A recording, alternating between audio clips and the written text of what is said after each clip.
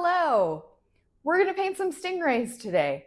I love painting sea creatures. I have a whole sea creatures watercolor class because I love sea creatures so much. Growing up, my grandparents lived in the Bahamas and we lived in Florida, so we used to go to the Bahamas for vacation, and I used to snorkel and collect shells, and it was just a huge part of my life. And you would always see stingrays. Like, the water is so clear. I really want to go.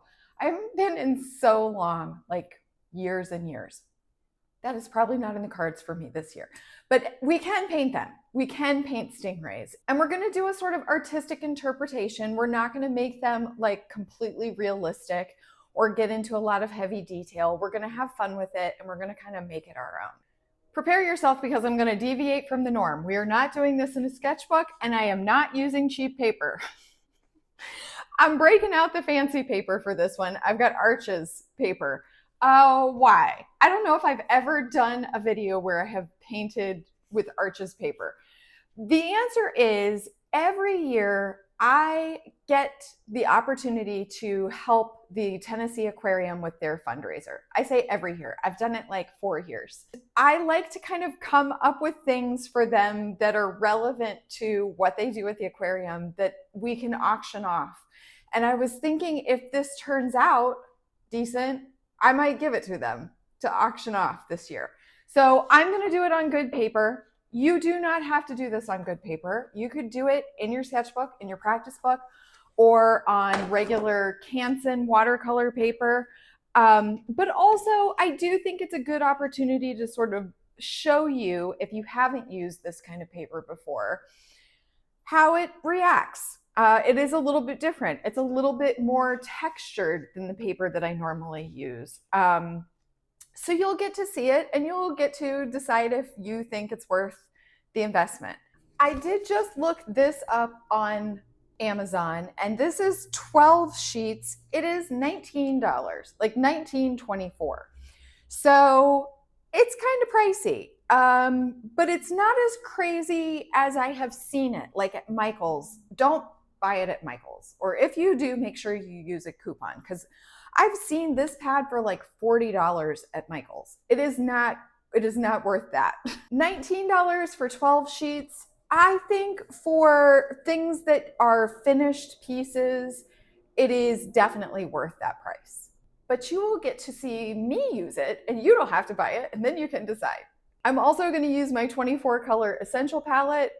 Any watercolors will work. I have a size 8 round brush and also a 1-inch flat brush. I might use this to do some background, but mostly we'll be using the size 8 round. We are going to draw these out first, and it's very simple. They're basically triangles, a series of triangles, but you will want to have a pencil and an eraser. I'm going to tape this down to a board because I want there to be a nice border, and I don't want my paper to warp. This is actually an aqua board. This is something that I started to paint that I didn't like, and there's no going back on aqua board. So I just use this to tape stuff to. But it is just like the art boards that you can buy on Amazon or at the art store, or you can go to like a Home Depot or a Lowe's and you can get this kind of like particle board? I don't know. It's some kind of hardboard. It might just be called hardboard. You can get them to cut it for you, cut sheets of it. So you could do that. I'm going to tape it down to that. The final part of this project is some white details. So I'm going to use a Posca paint marker for some of that and a white pen. So this is the Uniball Signo white gel pen, and this is, did I say this was Posca? Am I losing it? White Posca marker, Uniball gel pen. That's what we're using. I pulled some reference photos off of Unsplash, which is where I get all of my free to use reference photos. And I will show you these while we're drawing our stingrays, but really we're gonna make up the painting part. We're gonna just do what we wanna do. So it's really just to get the shape. And I'll also link these for you. Let's paint some stingrays. I have a 9x12 sheet of paper here, and I'm gonna do mine portrait. I just think the layout is going to be nicer this way. So because I want to do 3 different stingrays. I want to do 3 different positions. So the first one is going to be like a down view, like we're looking down on the stingray. And I actually had a very hard time finding a picture of a stingray that I liked with that view. So we're going to use this one, which is not a downward view, it is an upward view of his very cute smiling face. This at least gives us an idea of the shape of the stingray. So this, I'm sorry.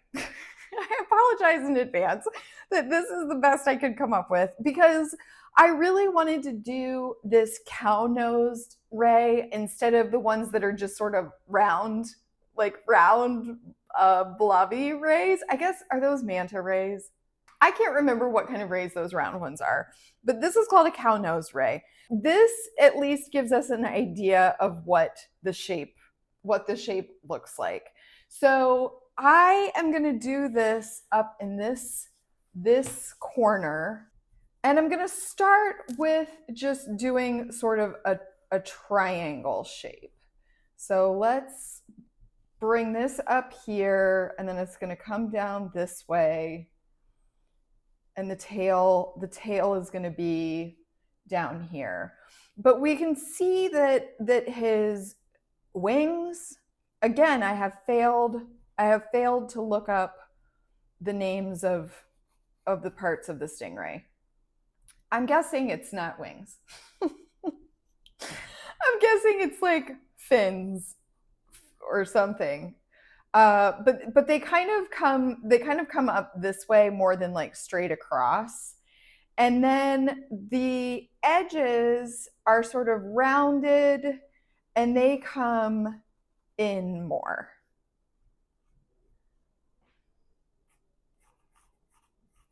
More than our like straight triangle. And then it kind of comes like that. Then down here, he's got fins that kind of come like this.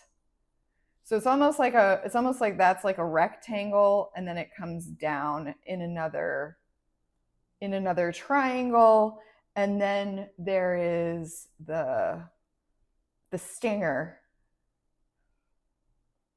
The bar is, I guess there's a barb on the stinger. I really should have looked this up.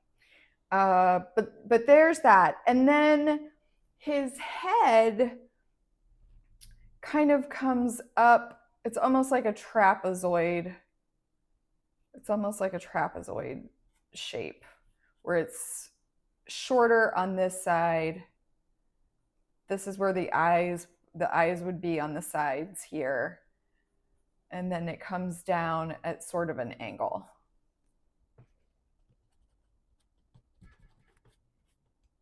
I think these actually come out a little bit here, like that. Now for this one, I want to do a side view. This is just giving us the general idea of the shape, but I kind of want to give, I want to put that other fin or wing or whatever we're calling it, I want to put that sort of behind this one that's in the front. So we're going to alter it a little bit, but this does give us an idea. So I also want this one to be coming in this way instead of going out of the painting. I want it coming into the painting. Let's see if I can figure out how to flip it. Perfect. Okay, so now this makes it a little bit easier. So we are going to do the triangle of the flipper wing thing. It almost looks like a shark's fin there. And then this is the end of that. His head sort of comes down like this, and there's a nose. It almost looks like an airplane that comes up this way. And then he's got those back, they're probably not pectoral fins. They're probably anal fins, I'm guessing, that come back that way, and then the stinger.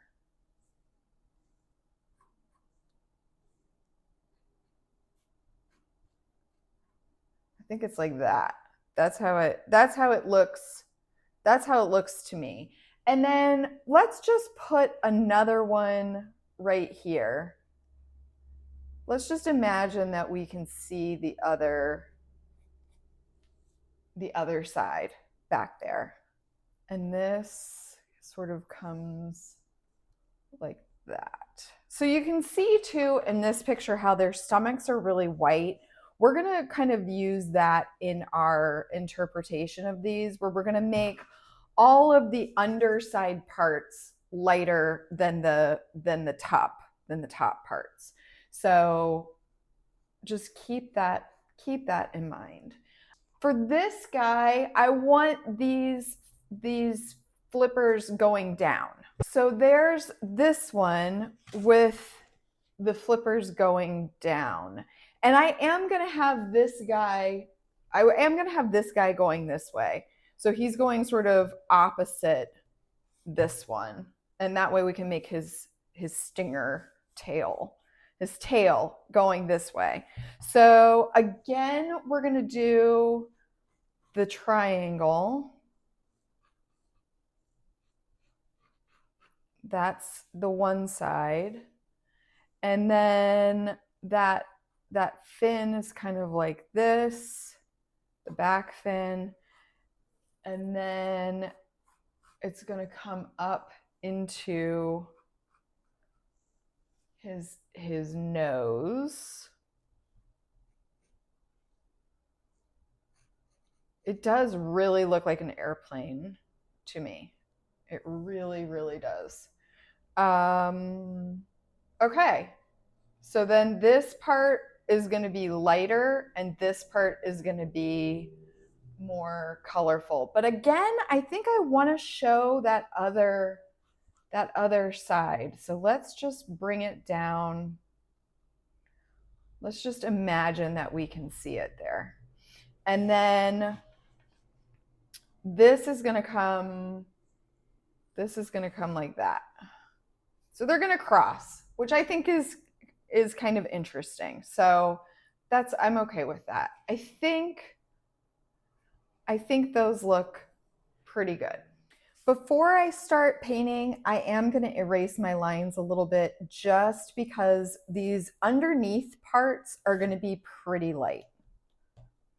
We're going to keep the painting really simple, but I do want to mix up a sort of dark blue color because I know that I'm going to want to use that. And the darkest blue in my set is not as dark as I want it. So I'm going to take a little bit of this indigo and I'm just going to mix in the complement, which is orange. So we just mix a touch of orange in there and we get this really nice, very dark blue color. I also want to mix up a combination of ultramarine and a little bit of my lake green. So whatever blue and green you like, you can mix together to make a sort of, aqua blue-green color.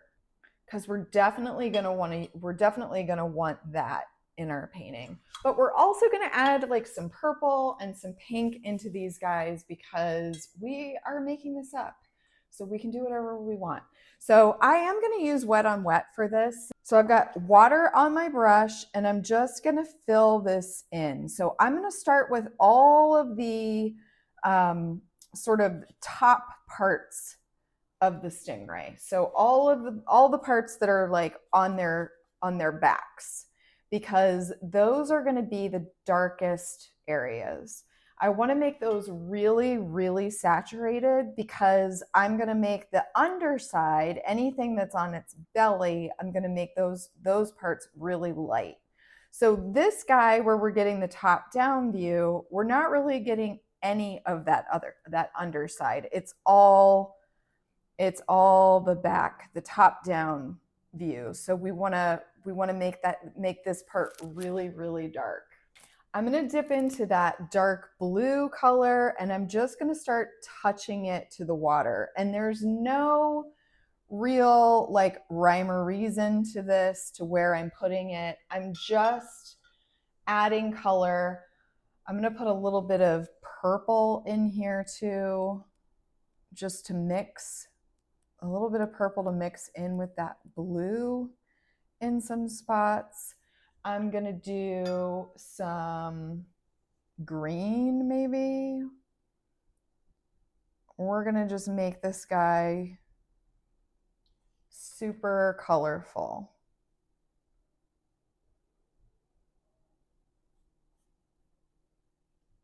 And again, I do want it pretty saturated because I want to be able to see the white details that I'm going to do with the pen.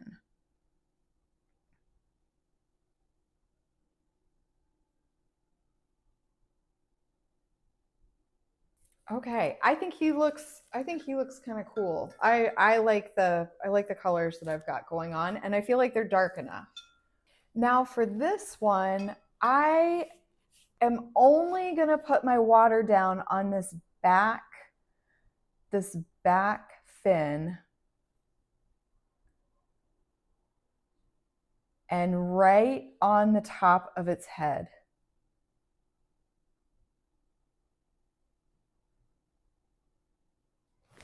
I just realized I forgot to do the tail. We're gonna come back to this and we're just gonna take that color and we're gonna pull it all the way down into the tail. I can't believe I almost forgot that. That would have been tragic.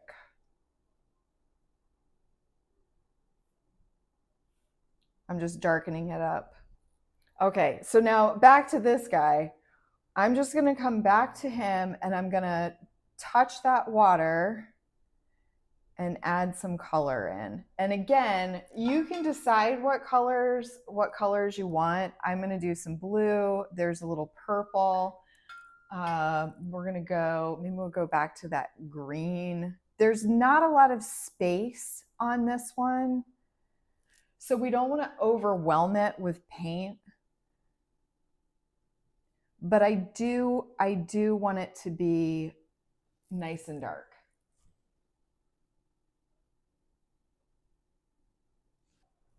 Okay, that looks good too.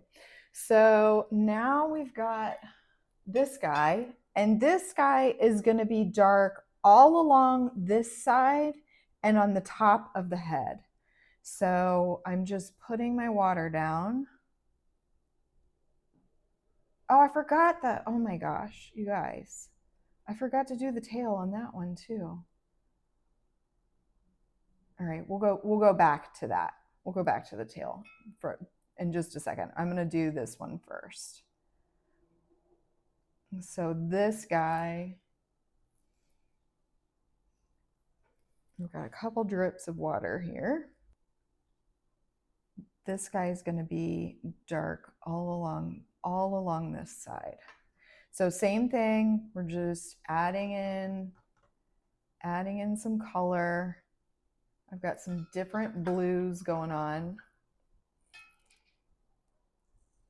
Put some purple in there.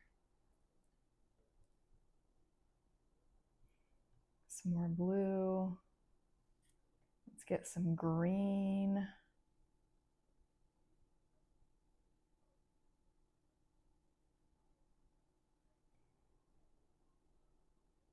And we're just going to bring this all the way down to the tip of the fin. What about pink? We didn't do any pink. I'm going to put just a little bit. I'm going to put a little bit of pink in here.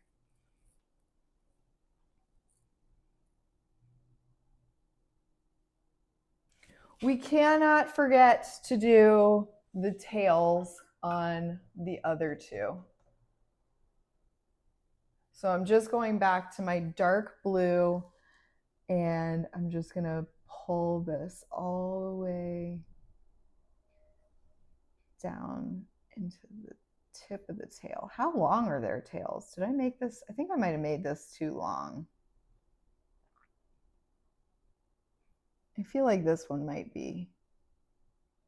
That one might be a little too long. We might erase that. I feel like that's a little bit too long. And then this one's going to come off the page.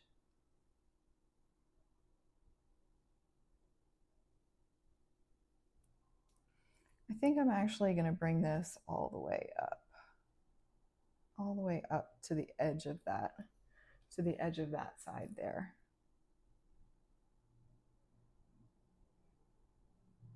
You'd probably be able to see a little bit of this on that side. Now we need to let this dry, and then we can come back and we can add in all of these light areas. This is all dry at this point, and this is what my water is looking like. It's pretty dirty. But I'm actually gonna go ahead and use this anyway to do my lighter areas, because I'm fine with that sort of light blue of my water being in there. Because really we just want to fill this in, and we just want to get just sort of like a hint of color in here, because we want this to be really light. So I've got a little bit of color in here just from the water. And then I'm going to go back to my blue that I mixed up. And with a lot of water on my brush, I'm going to pick a little bit of that up, and then I'm just going to kind of put some of that light blue in here. You could get a little bit of that greenish color that we made too. Again, keeping a lot of water on your brush and keeping it pretty light. We don't want to make this too dark. I actually feel like maybe I've gotten a little bit darker than I wanted, so I'm just going to dry off my brush, and I'm just going to pull a little bit of that back out. I'm not really trying to make this like a super smooth, even finish, so it's fine if it's a little bit streaky for me. It's just one of those things that's like personal preference, right? Same thing in here. We're just going to add water into these areas that we didn't paint.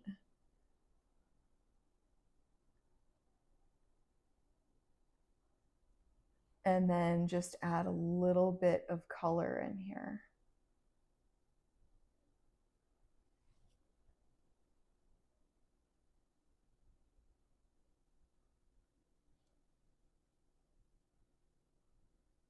And that's it. So again, we got to let this dry, and then we'll come back and do the background. For our background, we want to use some of this blue-green that we mixed up. So if you don't have enough of it, go ahead and mix some more. I'm just going to grab a bunch of different blues here.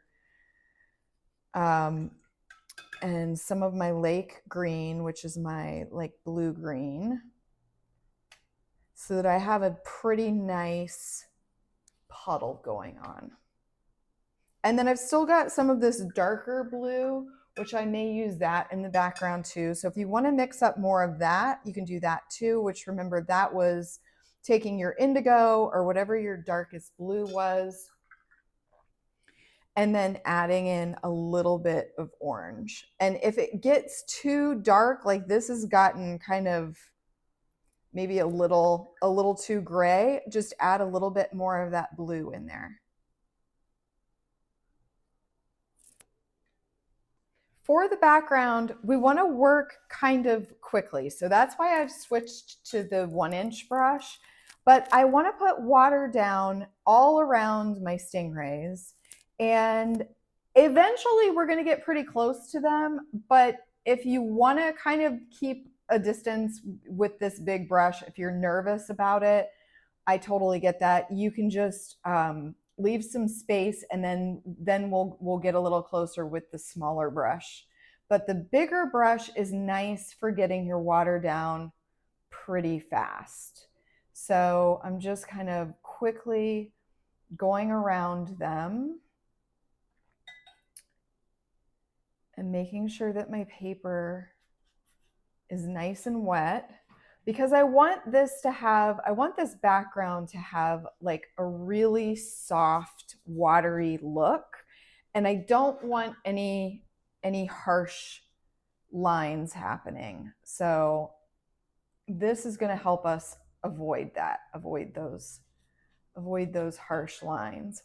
That's the main reason that we use wet on wet, is to avoid harsh lines and get that soft mixiness. Okay, so once we've got our water down, again, we worked kind of fast because we don't want it to dry. We don't want one section to dry before we get to the next. Now I'm gonna stick with my big brush. You can use a smaller brush if you want to. I'm just gonna start adding color in here around the edges of the painting. So I'm using that blue green, I'm using that dark blue.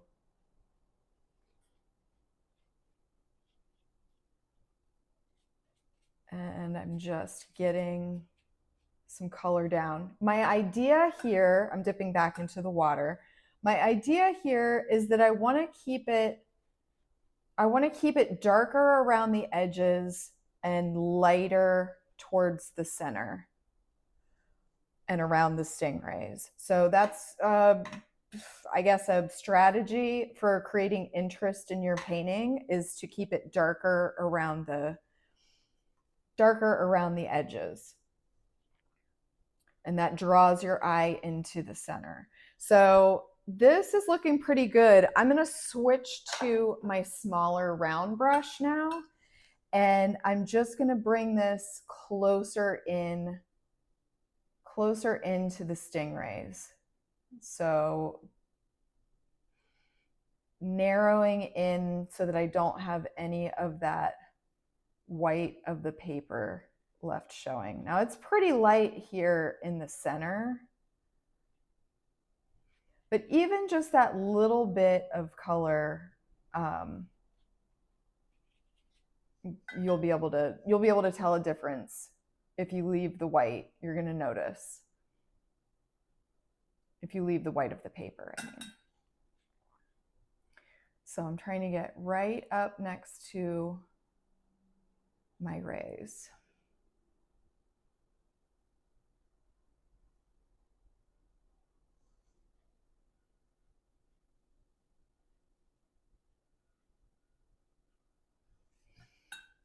And I gotta get this guy too. Can't forget about him. He's up here all by himself. So trying to get real close.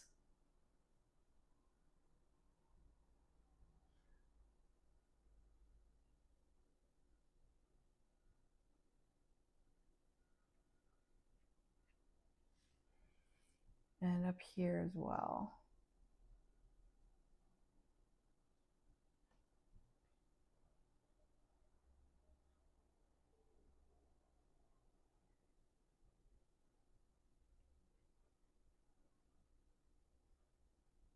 So we're just looking for any area that's still the white of the paper, and we're just bringing it in.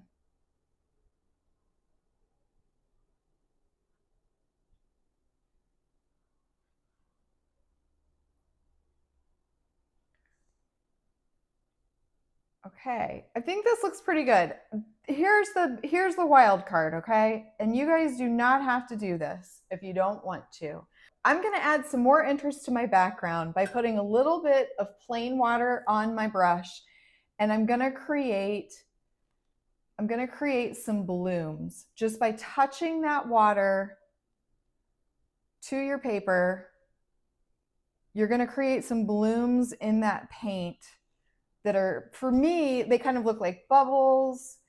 They're adding interest. I'm even going to tap so that I get some variation in the size of those little dots. So I'm just tapping that plain water onto my paper, and you can see the effect that we're making with that. Do I want a few more little drips? So here's the other thing about creating blooms. The more dry your paper gets, the bigger the bloom effect, until it's too dry and it really won't bloom at all anymore. So there's like different stages of bloominess where you can get different effects. So if this makes you nervous on your Stingray page and you're scared and you don't want to do it, get a different sheet of paper and just practice it, and then you'll know how to do it, and next time maybe you'll feel like you want to try it. But for me, I think this looks good, and I'm going to let this dry. We're all finished with the paint, and the last things that I want to do are just dots. I'm just going to do circles, of course. So I'm going to do some bigger ones with the Posca paint marker, and then I'm going to do some smaller ones with the gel pen. You can also do like small ones with the Posca marker. And I know I feel like I say this all the time, but like it really is about trying to make it appear random, and like do some that kind of seem like they are on the side.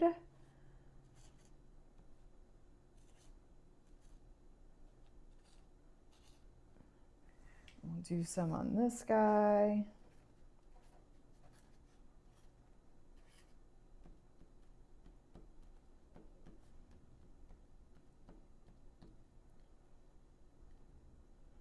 Now, if you wanted to do faces and like go all out, you could totally do that on yours. Do whatever is going to make you happy with your Stingrays. I'm also going to do, well, of course that's not working. I'm also going to do some just like open circles. This pen is very skippy. It's also the textured paper. It's tougher on the textured paper than on smooth paper. We'll do some tiny little dots.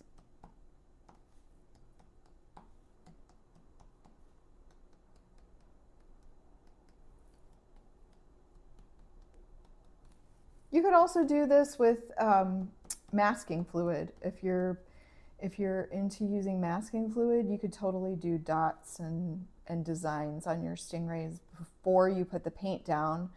Just put it on with masking fluid.